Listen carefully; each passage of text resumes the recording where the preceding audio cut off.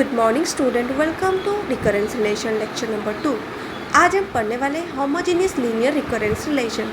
Recurrence relation की first class में हमने आपको बताया था कि क्या है रिकरेंस रिलेशन और उससे रिलेटेड हमने 2-3 एग्जांपल्स भी किए थे, राइट। तो आज हम रिकरेंस रिलेशन जानने के बाद हम आज होमोजेनियस रिकरेंस रिलेशन क्या है उस बारे में जानेंगे। चलो देखते हैं क्या है homogeneous linear recurrence relation.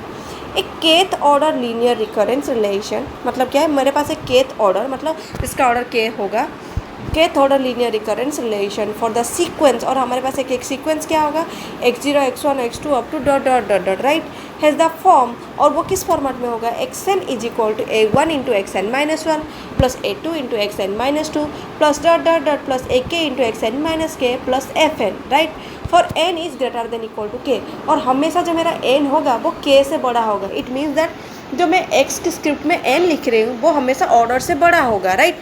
Either order से इक्वल होगा, नहीं तो ऑर्डर से बड़ा होगा, लेकिन ऑर्डर से कभी छोटा नहीं होगा n, राइट। पर a1 a2 ak are constant, और यहाँ पे जो मैंने a1 a2 ak ये जो सारी चीज़ें लिखे हैं वो सारे कॉन्स्टेंट हैं।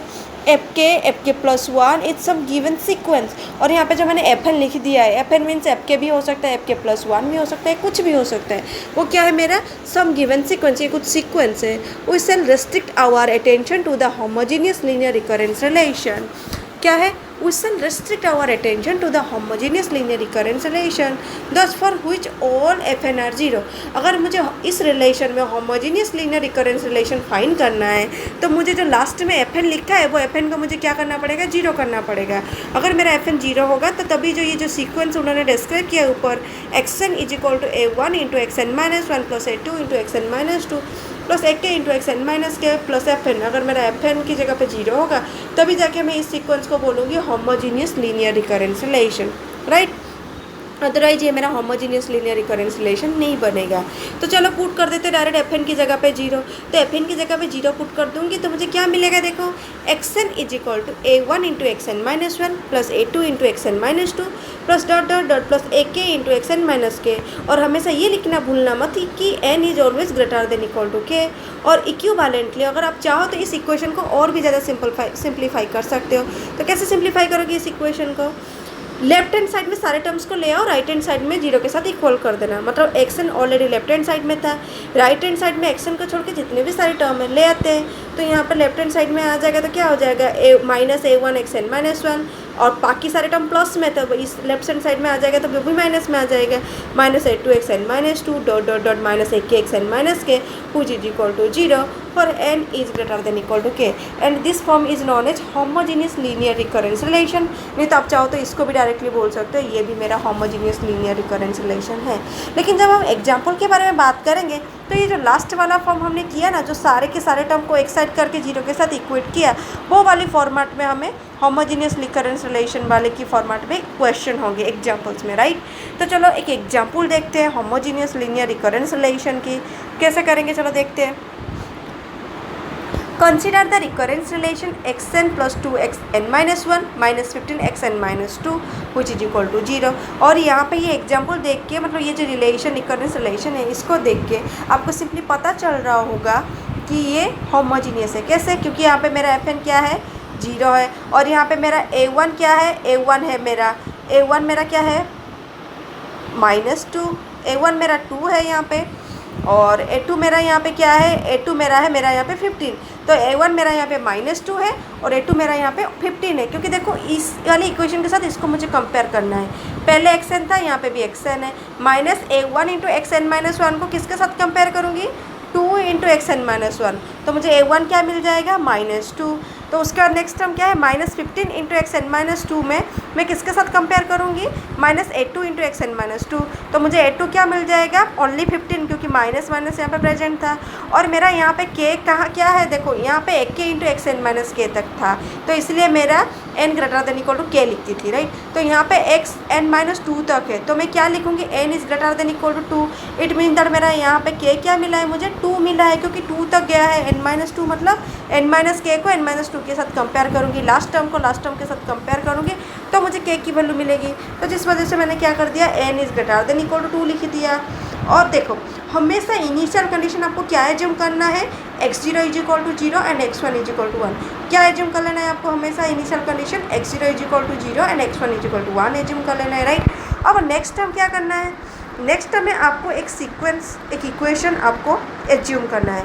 तो मैंने उस इक्वेशन का नाम gz रख दिया, क्या ले लिया, gz ले लिया। और gz इक्वेशन कैसा रहेगा, x0 plus x1z plus x2z square plus x3z Q plus dot dot dot. इस फॉर्मेट में पूरा इक्वेशन लेना पड़ेगा हमेशा ही आपको, हमेशा gz क्या लेना पड़ेगा, x0 plus x1 into z plus x2 into z square plus x3 into z cube plus x4 into z raise to 4 plus x5 into z raise to 5 plus dot dot dot dot. एक infinite type of equation ले लेना है, right.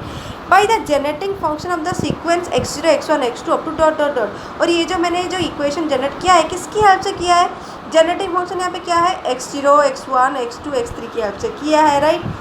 After multiplying by z and z square we find that, मतलब क्या है, ये जो मैंने जो जीजेड वाला सीक्वेंस एज्यूम किया है उसमें पहले जीजेड में पहले जेड मल्टीप्लाई करके एक सीक्वेंस लिखूंगी और जेड स्क्वायर मल्टीप्लाई करके फिर से एक सीक्वेंस लिख दूंगी। और ऐसा मैं क्यों कर रही हूँ, चलो मैं बता देती हूँ आपको। देखो क्वेश्चन में मेरा के क्या है, 2 है, राइट। के क्या है मेरा यहाँ पे क्वेश्चन में 2 है। तो मैंने यहाँ पे सपोज कर लिया x n is equal to g z. तो एक्स एन माइनस 1 मतलब क्या समझते हो आप, z into g z. X n minus 2 मतलब आप क्या समझोगी, z square into g z. Similarly अगर यहाँ पे एक्स एन माइनस 3 एनदर कोई टर्म अगर इन्वॉल्व होता तो आपको क्या करना पड़ता, z 3 into g z find करना पड़ता, राइट।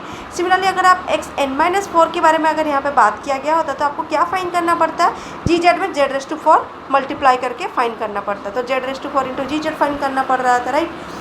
तो इस तरह करके यहाँ पे देखो, यहाँ पे x n minus 1 and x n minus 2 दो टर्म इन्वॉल्व हुआ है। तो जिस वजह से मैंने एक्स एन माइनस 1 फाइंड करने के लिए जी जेड में जेड मल्टीप्लाई किया है और एक्स एन माइनस 2 फाइंड करने के लिए जी जेड में मैंने जेड स्क्वायर मल्टीप्लाई किया है, राइट। अब हम ये वाले पूरा जी जेड वाले टर्म में पहले जेड मल्टीप्लाई करके लिख देंगे, उसके इसमें फिर से जेड स्क्वायर मल्टीप्लाई करके ये वाला टर्म लिख देंगे, राइट। वही नाउ फ्रॉम द एक्सप्रेशन अब हम क्या करेंगे, नेक्स्ट स्टेप हमें क्या करना पड़ेगा जी, ओरिजिनल क्वेश्चन दिया नहीं क्या है, x n is equal to 2 plus x n plus 2 into x n minus 1 minus 15 into x minus 2 is equal to 0।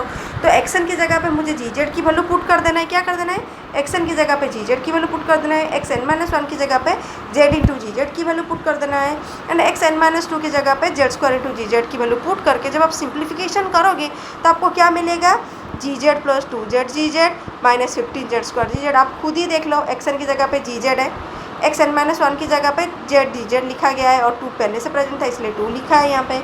Minus 15 x n minus 2 है तो माइनस 15 पहले से प्रेजेंट था इसलिए माइनस 15 लिखा है। और एक्स एन माइनस 2 के लिए क्या लिखना पड़ता है, जेड स्क्वायर जी जेड, ये हमें फाइंड करना है। जैसे हमने लेफ्ट साइड फाइंड किया, राइट साइड भी तो ऐड करना पड़ेगा ना। जैसे हमने z g z plus 2z into g z plus minus 15 z square into g z, तो जी जेड जैसा था वैसा रहेगा। जेड जी जेड में मुझे 2 मल्टीप्लाई करके इसके साथ ऐड करना पड़ेगा और जेड स्क्वायर जी जेड में माइनस 15 मल्टीप्लाई करके इन दोनों के साथ मुझे ऐड करना पड़ेगा। तो ऐड करने के बाद आफ्टर सिंप्लीफिकेशन करने के बाद आपको क्या मिलेगा, आफ्टर सिंप्लीफिकेशन करने के बाद आपको मिल जाएगा x0 plus x1 plus 2x0 into z मिल जाएगा। देखो यहाँ पर देखो x0 plus x1 plus 2x0 into z मिल गया, आफ्टर सिंप्लीफिकेशन के बाद मिल गया आपको ये।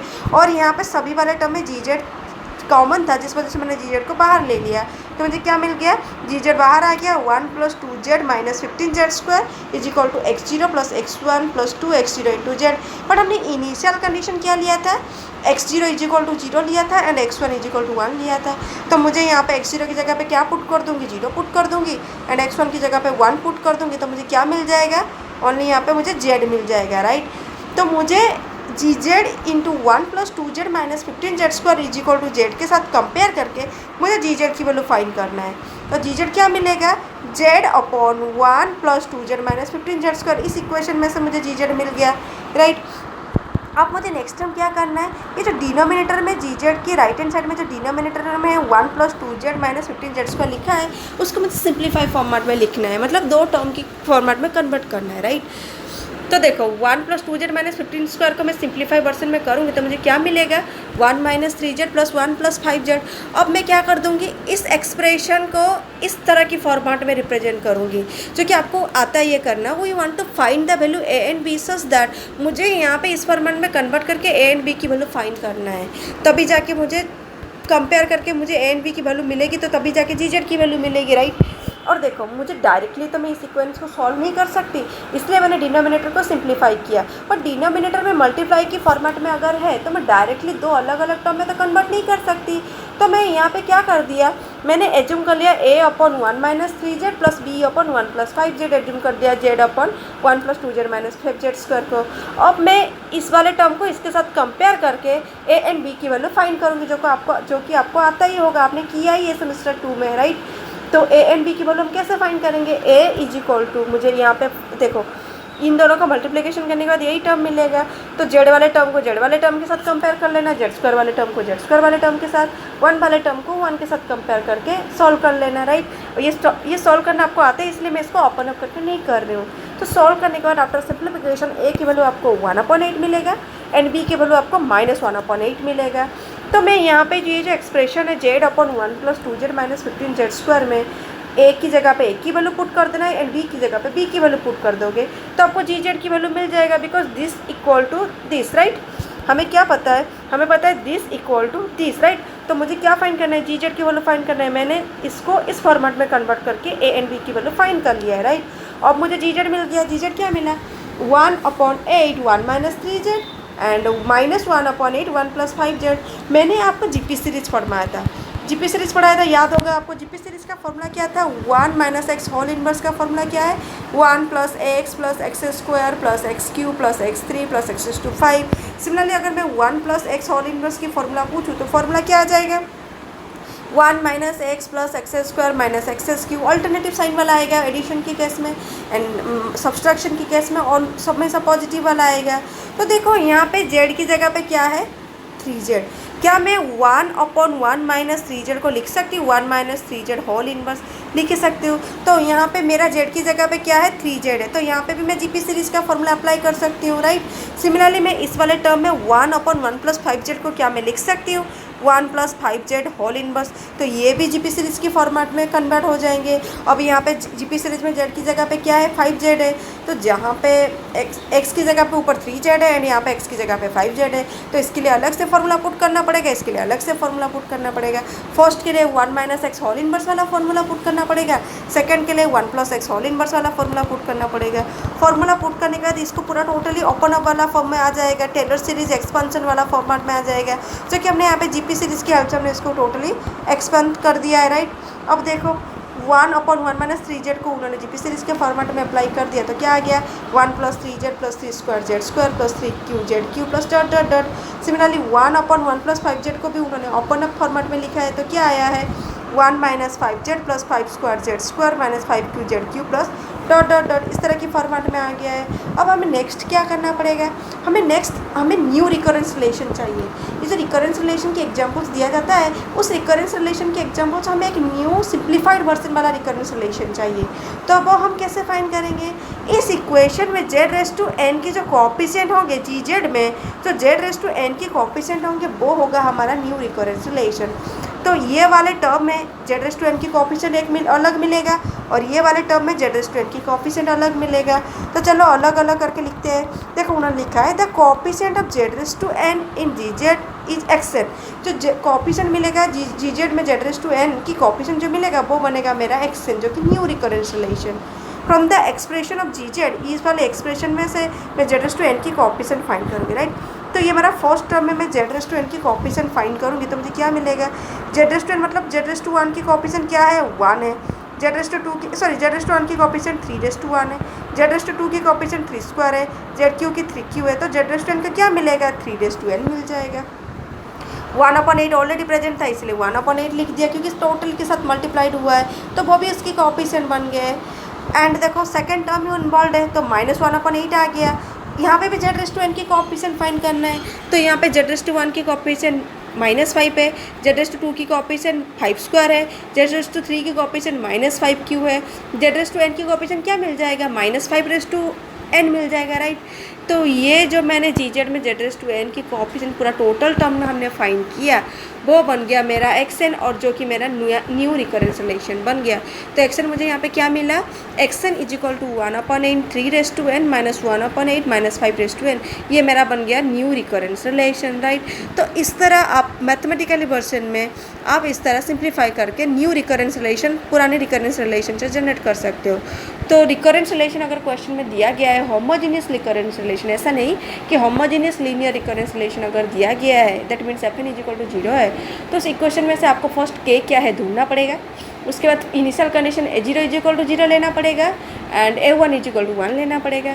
उसके बाद आपको एक सीक्वेंस dz एज्यूम करना पड़ेगा, और आपको क्वेश्चन में देखना है कि टर्म कौन सा टर्म इन्वॉल्व है। तो टर्म के हिसाब से आपको z या z² या z को क्या मल्टीप्लाई करना है वो देखना पड़ेगा। आफ्टर ये फाइंड करने के बाद आपको ओरिजिनल क्वेश्चन में xn -1 xn -2 xn -3 की जगह पे gz zg z² gz zq gz जो भी सारी टर्म्स है वो लेफ्ट हैंड साइड में पुट करके सोल्यूशन फाइंड करना पड़ेगा, और उस टर्म में से आपको इनिशियल कंडीशन पुट करके gz मिल जाएगा, और gz को जीपी सीरीज़ के हेल्प से सिंप्लीफाई करके gz में जो z⁻n की कोएफिशिएंट बनेंगे वो बन जाएगा आपका xn, और xn जो होगा वो आपका न्यू रिकरेंस रिलेशन बन जाएगा। तो ये था example of homogeneous linear recurrence relation. तो अगर आज की क्लास में आपको अगर कोई डिफ़िकल्टीज है तो आप मुझे कमेंट सेक्शन में क्वेश्चन कर सकते हो। नेक्स्ट क्लास इसी एग्जाम्पल को हम अलग मेथड में सोल्यूशन फाइंड करके बताएंगे। तो आज के लिए इतना ही, अगर कोई क्वारी है तो कमेंट सेक्शन में पूछ लेना। Have a nice day.